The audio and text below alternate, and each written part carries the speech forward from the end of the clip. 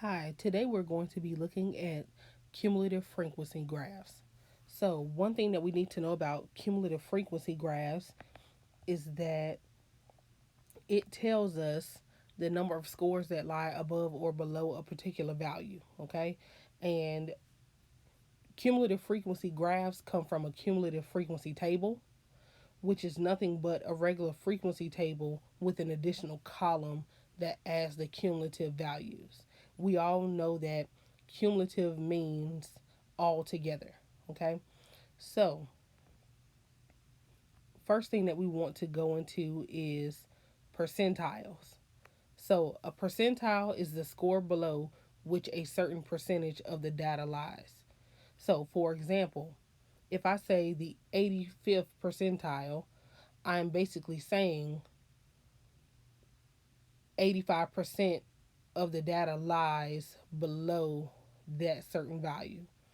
If I say that you have a test score in the 95th percentile, then that means that 95% of the class has scored less than what you have scored.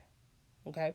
So, what you need to make sure you understand is that anytime we say the lower quartile, that is equivalent to the 25th percentile.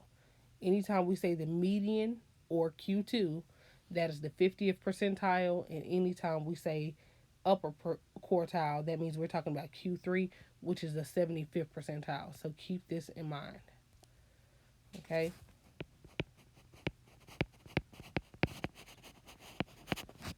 Okay.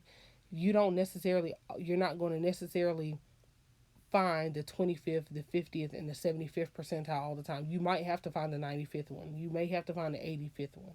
You may have to find the 17th percentile. But these percentiles you need to know um, in order to find things like the median or the interquartile range and things like that. So let's look at an example. Let's look at example one. So let's just look at how to make a cumulative frequency chart. So the first thing that we understand, remember, cumulative means that we are going to add up everything as we go. So if I look at the number of students who scored marks between 0 to 2, I see that my current frequency is 0. So that means no students have scored they get.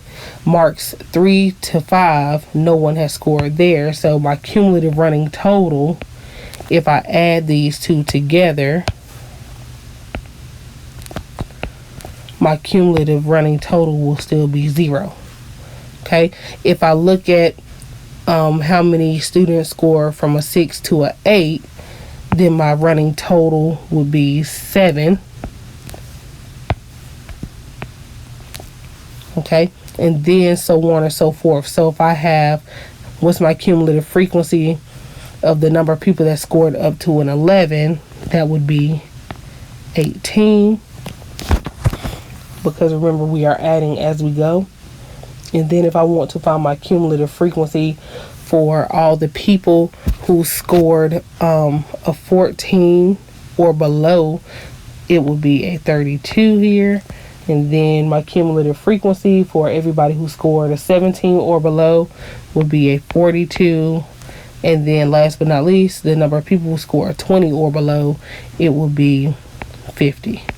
So in order to find the cumulative frequency, all you have to do is add your cumulative frequency by the next frequency. All right, so as we can see here, if I look here, my total frequency is 50, and that is the exact same as my final cumulative frequency, 50. Your final cumulative frequency and your total frequency should add up to be the same amount. So this is how you make a cumulative frequency chart. So now let's get into how to make a cumulative frequency graph. So the first thing that we have to do in order to make a cumulative frequency graph is we have to fill out the entire cumulative frequency chart. Okay. So in order to do that, you have to add up everything. So as you can see, we start off with an 8. my first frequency is 8, so my cumulative frequency is also going to be 8. And then if I add the next frequency, which is 13, that is going to bring my next cumulative frequency up to 21, because remember, we are adding as we go. So then I should get 40, 66, 98, 133, 153, 166, 176, and then finally 180. Okay, so we're talking about a company that has 180 employees, and they're going to record a summary of their salaries. So what we're going to do here, if this is the frequency, if this is the cumulative frequency chart, excuse me, then that means we can use this to find the to graph the cumulative frequency. So what we want to do is, anytime we graph a cumulative frequency, the first thing you want to do is you want to label your axis. Okay, you want to label your axis. So in this case, we need to figure out, okay, the salaries. And normally when we graph using the upper bounds. Okay, we graph using the upper bounds. So if we want to graph the upper bounds, we need to go all the way up till 60. So what I'm going to do here is I'm going to go by tens. So here, this is going to be 10. This is going to be 20, 30, 40, 50,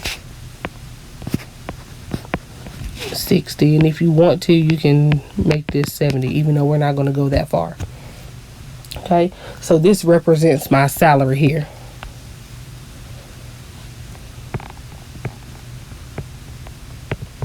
Okay, that represents the salary.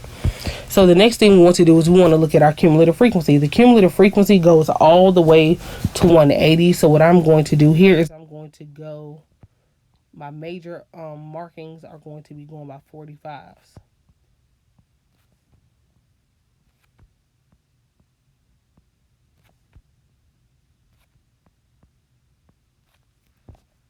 Okay, so before we start plotting points, we need to understand. So the major markings is the thick lines. The minor markings are the skinny lines. Okay, so on my x-axis, which represents the salary, my major markings are going by tens. If I look at the minor markings in between, I'm actually counting by twos. So I start at 0, 2, 4, 6, 8, and then we get to 10. Okay, so my minor markings are going by twos on the x-axis. My minor markings are going by 9 on the major axis, because I'm going from 0, 9, 18, 27, 36, and then 45. Okay, so be careful when you start graphing. You need to know how to estimate. So anytime we graph the points, we always start at 0, 0, of course, because we already know that that's normally what we start. We start at the origin. So if I go here and I plot 0, 0, I start here. So the next thing that we want to do is we want to plot the rest of these graphs, or the rest of these points. So in order to plot correctly, we see that we have to use our upper bounds.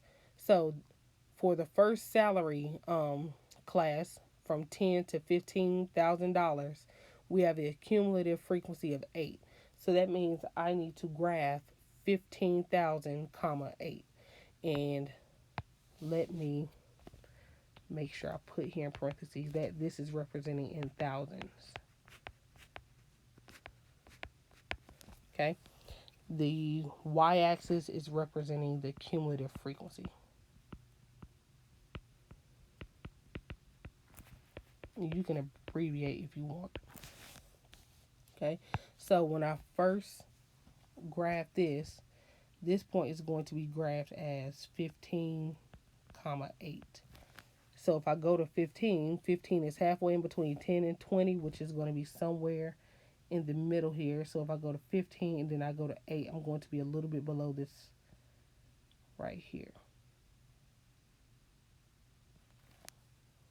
Okay, so that is 15.8. The next one is going to be, that I need to plot, is going to be 20, 21. So if I go to 20 and then I move up to 21, I am going to be, let's see, we go to 20. We count by 9s on the y-axis. So 9, 18, so a little bit above 18. So 20 is somewhere in here. The next one is going to be 25, 40. So we know that that major grid line here on the y-axis is 45. So if we're going by 9s, then I know that we're going to be a little bit below that. So I have 9, 18, 27, 36. So 40 is going to be somewhere here. Okay. So now that we've done that, then we can do the next one, which is 30, 66. So we go up to 45. 45 plus 9 is 54. 54 plus 9 is 63.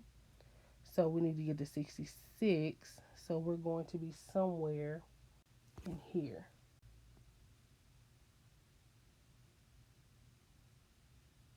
The next one we need to plot is 35, 98.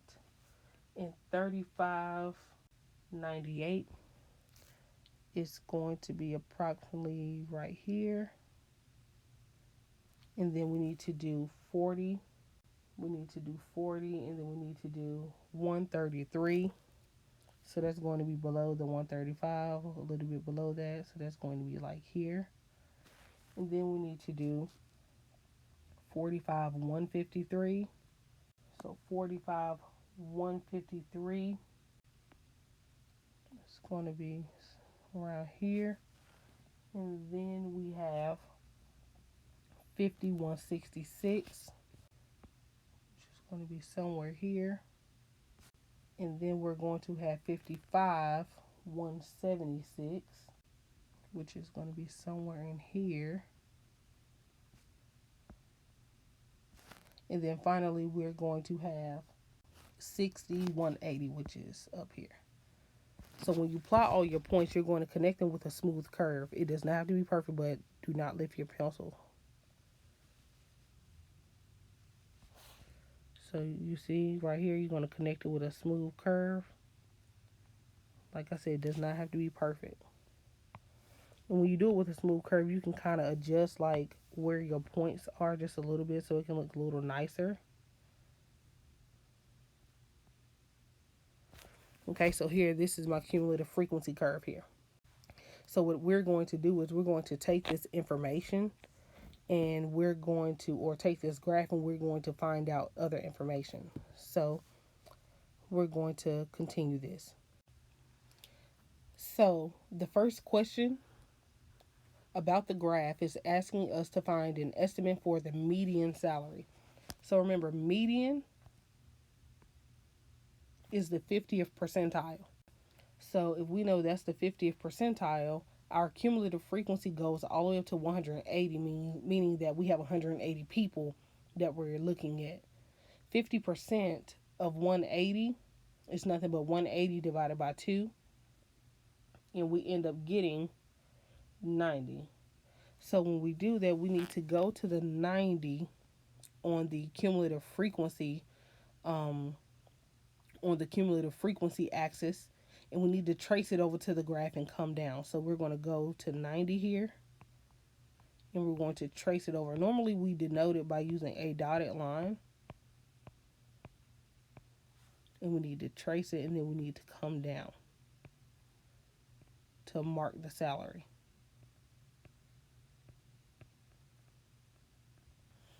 So as we can see here, halfway in between 30 and 40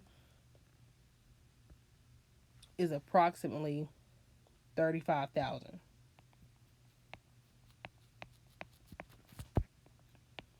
So the median salary is $35,000 approximately. And what you need to make sure you realize is that if you are given a test or in class or an IB exam and they're asking you to draw the cumulative frequency graph, they do understand that everybody's hand strokes when writing are not the same. So therefore, they give you a little bit of wiggle room. For instance, if they got that the answer is 34,000. However, if you got by your graph 35,000 or 36,000, they may give you those points because nobody draws their curves the same. Nobody draws or plots their points the same. It will have to be very, very close. They'll give like a an interval.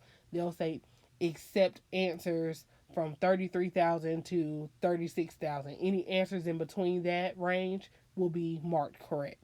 So don't be afraid if your answer doesn't come out exactly like mine, as long as it is close. Okay? So the next thing that we want to do is we want to use the graph to calculate the percentage of employees with a salary below 22,000. So if I want to know what percentage of my employees have a salary below 22,000, then if I go to the 22,000 mark on my salary axis, which is the x-axis, 22,000 will be here. What I will need to do is I will need to trace this up to the curve and then trace it over. So as you can see here, I trace it here and then I trace it over.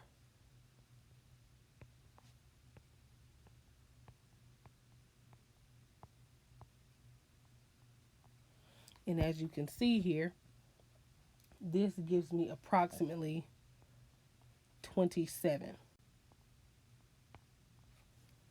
Okay. Remember, each dot on your cumulative frequency graph is a cumulative total as you go. Okay. So this is 27, about 27 people have 22,000 or below. Okay. So if we want to figure out the percentage, then we just do 27 divided by 180. And when we do that, we get approximately 15%. Okay.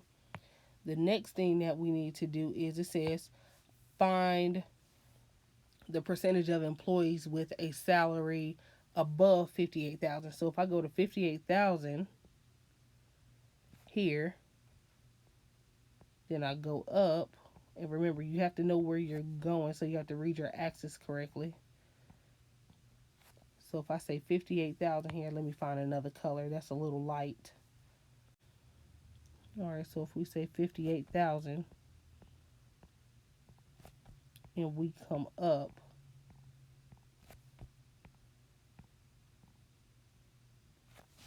we hit the graph there and then we just go over.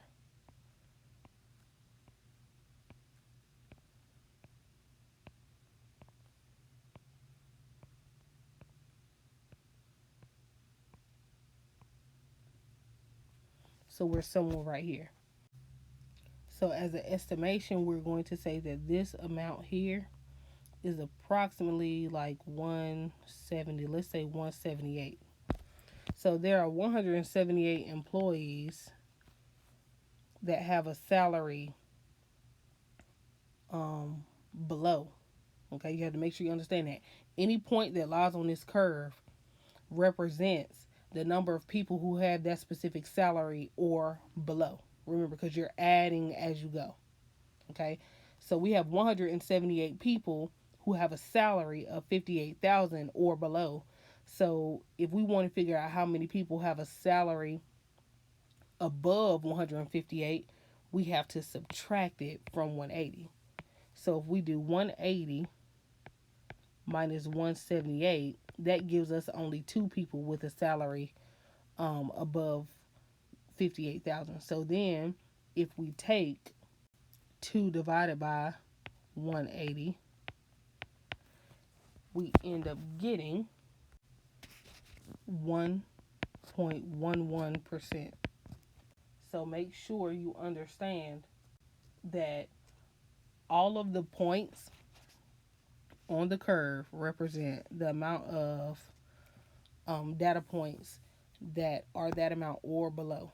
In order to figure out anything above, you have to take that amount and then you have to subtract it from the total frequency. Okay, so last but not least, we want to go to the graph to estimate the interquartile range. Remember, your interquartile range is your Q3 minus your Q1. So you have to make sure that you remember that. So interquartile range is Q3 minus Q1. Remember, Q1 is the lower quartile, Q3 is the upper quartile. The lower quartile is the 25th percentile. The upper quartile is the 75th percentile. So if we want to figure out the interquartile range, and we are talking about the salary here. So please understand we're talking about the salary. So if we want to find the interquartile range, we need to find the lower quartile, which is 25%. And if we do 25% of 180, that is 45. So if we go to the 45 on the y-axis and we trace it over to the graph, and then we come down, we end up getting 26. So we get 26,000. So here I can basically put that my Q1 salary is equal to 26. If I go to the 75th percentile, which is the upper quartile, 75% of 180 is 135. So if I go to 135 and I go over to the curve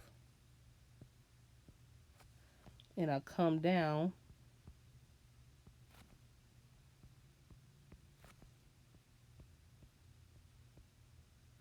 this value here is 41.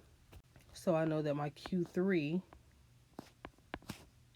is equal to 41. If I want to find my interquartile range, then all I have to do is do 41,000 minus 26,000, and that gives me 15,000.